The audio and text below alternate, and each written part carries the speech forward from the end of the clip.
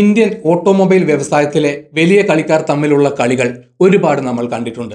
വാഹന കമ്പനികൾ പുതിയ മോഡലുകൾ ഇറക്കുന്നു, പരസ്പരം മത്സരിക്കുന്നു, തലങ്ങും വിലങ്ങും പുതിയ ഓഫറുകൾ പ്രഖ്യാപിക്കുന്നു. എന്നാൽ ഇത്തവണ മഹീന്ദ്ര ആൻഡ് മഹീന്ദ്ര ഒരു പുതിയ ഗെയിം കളിച്ചിരിക്കുകയാണ്. സാമ്പത്തിക ലോകത്ത് വലിയ ചലനങ്ങൾ സൃഷ്ടിച്ചുകൊണ്ട് ഒരു മിന്നൽ പിണർ പോലെ മഹീന്ദ്ര SML ഇസൂസുവിന്റെ ഭൂരിഭാഗം ഓഹരികളും സ്വന്തമാക്കിയിരിക്കുന്നു.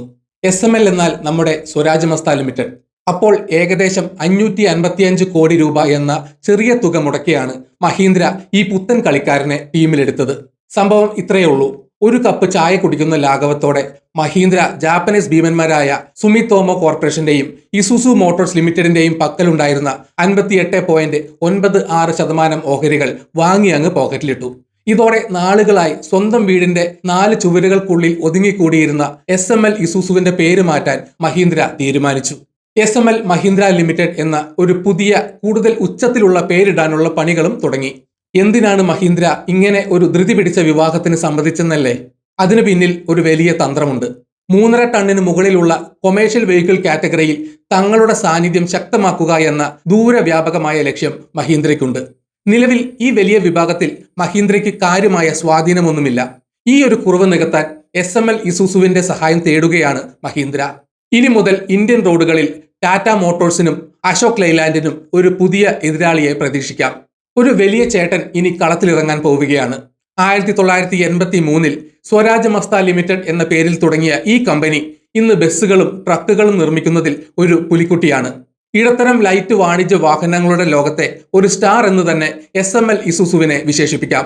പ്രത്യേകിച്ചും ബസ് നിർമ്മാണ രംഗത്ത് ഇവർക്ക് ഒരു ഫാൻ ഫോളോവിംഗ് തന്നെയുണ്ട്. ഈ വിഭാഗത്തിൽ മാത്രം ഇവർക്ക് ഏകദേശം 16% വിപണി വിഹിതമുണ്ട്. കൂടാതെ രാജ്യത്തിന്റെ മുക്കിലും മൂലയിലും ഇവർക്ക് ഡീലർമാരും സർവീസ് സെന്ററുകളുമുണ്ട്.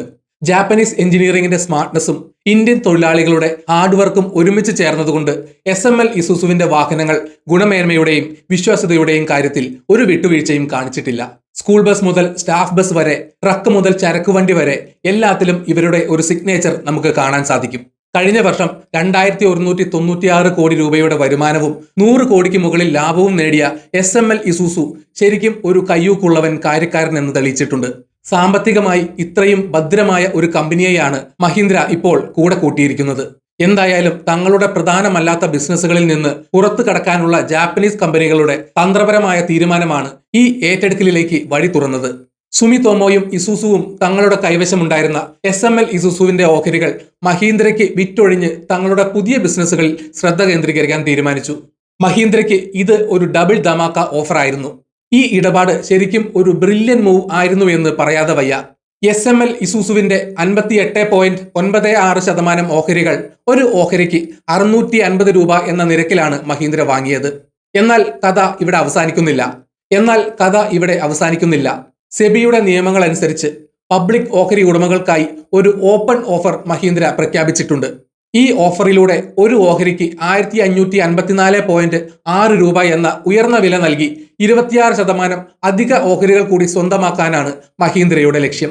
ഓപ്പൺ ഓഫർ പൂർത്തിയാകുന്നതോടെ കമ്പനിയുടെ മൊത്തം ഓഹരി വിഹിതം 84.96% ഉയരും. ഇതിനെ നമ്മളെന്താ മോശമാണോ എന്ന മട്ടിലുള്ള ഒരു നീക്കമായി കാണാം. ഈ തന്ത്രപരമായ നീക്കത്തിന് പിന്നിലെ പ്രധാന കാരണം മഹീന്ദ്രയുടെ നിലവിലെ വിപണിയിലെ സ്ഥാനമാണ്. നിലവിൽ 3.5 ടണ്ണിന് മുകളിലുള്ള വാണിജ്യ വാഹനങ്ങളുടെ വിഭാഗത്തിൽ മഹീന്ദ്രയ്ക്ക് വെറും 3% വിപണി വിഹിതം മാത്രമാണുള്ളത്. ഇത് കണ്ടാൽ പട്ടിണി കിടക്കുന്ന ഒരു പുലിയെ പോലെ എന്ന് തോന്നാം.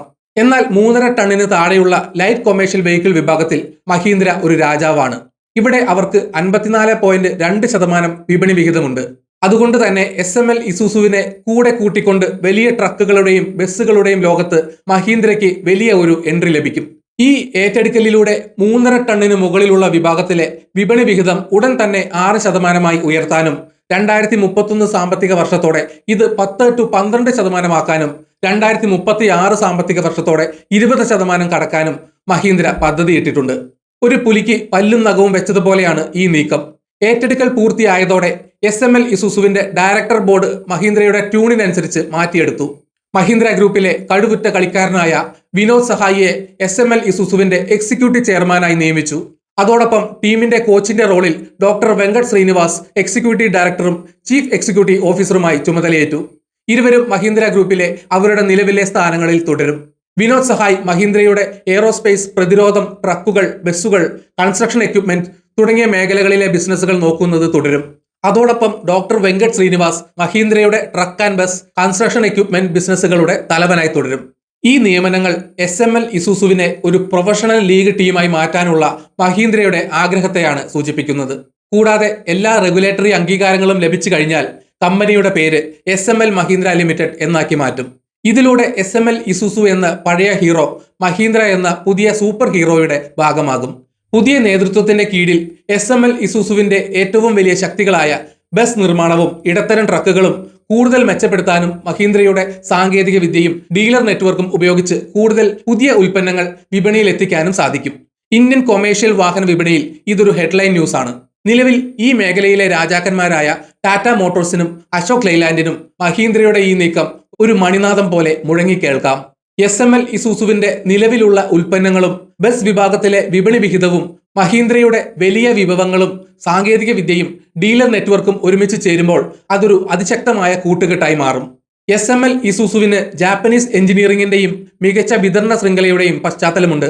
ഇത് മഹീന്ദ്രയുടെ ഉൽപ്പന്നങ്ങളുടെ ഗുണനിലവാരം ഉയർത്താനും പുതിയ മോഡലുകൾ വേഗത്തിൽ വികസിപ്പിക്കാനും സഹായിക്കും. ഇലക്ട്രിക് വാഹനങ്ങളുടെ കാര്യത്തിലും ഈ ഏറ്റെടുക്കൽ മഹീന്ദ്രയ്ക്ക് ഒരു അനുഗ്രഹമായിരിക്കും. ഇലക്ട്രിക് ബസ്സുകൾ നിർമ്മിക്കുന്നതിനും വിപണിയിൽ എത്തിക്കുന്നതിനും SML ഇസൂസുവിനുള്ള കഴിവുകൾ മഹീന്ദ്രയുടെ ബോൺ ഇലക്ട്രിക് എന്ന പദ്ധതിക്ക് വലിയൊരു മുതൽക്കൂട്ടാണ്.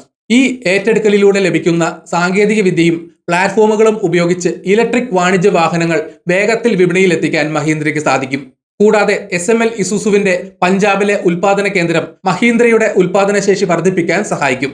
ഉൽപാദന കേന്ദ്രങ്ങളുടെ എണ്ണം കൂടുന്നത് വഴി വിവിധ ഉൽപ്പന്നങ്ങളുടെ നിർമ്മാണം വേഗത്തിലാക്കാനും വിതരണ ശൃംഖല കൂടുതൽ കാര്യക്ഷമമാക്കാനും സാധിക്കും.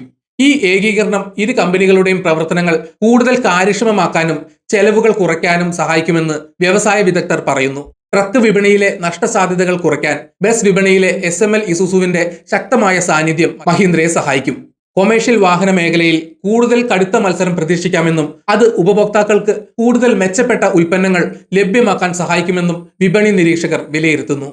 ഇനി ഇന്ത്യൻ റോഡുകളിൽ മഹീന്ദ്രയുടെ പുതിയ ബസ്സുകളും ട്രക്കുകളും ഗർജിച്ചു വരുന്ന കാഴ്ചകൾക്കായി കാത്തിരിക്കാം. ഈ വീഡിയോ ഇവിടെ വെച്ച് നിർത്തുന്നു. നിങ്ങൾക്ക് വീഡിയോ ഇഷ്ടപ്പെട്ടെങ്കിൽ ലൈക്ക് ചെയ്യുക. ചാനൽ സബ്സ്ക്രൈബ് ചെയ്തിട്ടില്ലെങ്കിൽ മറക്കാതെ സബ്സ്ക്രൈബ് ചെയ്യണം. നിങ്ങളുടെ വിലയേറിയ അഭിപ്രായങ്ങൾ കമന്റിൽ രേഖപ്പെടുത്തണം. നോട്ടിഫിക്കേഷൻ ബെൽ ബട്ടൺ അമർത്താൻ മറക്കരുത്. മറ്റൊരു വീഡിയോയുമായി വീണ്ടും കാണാം. ജയ് ഹിന്ദ്.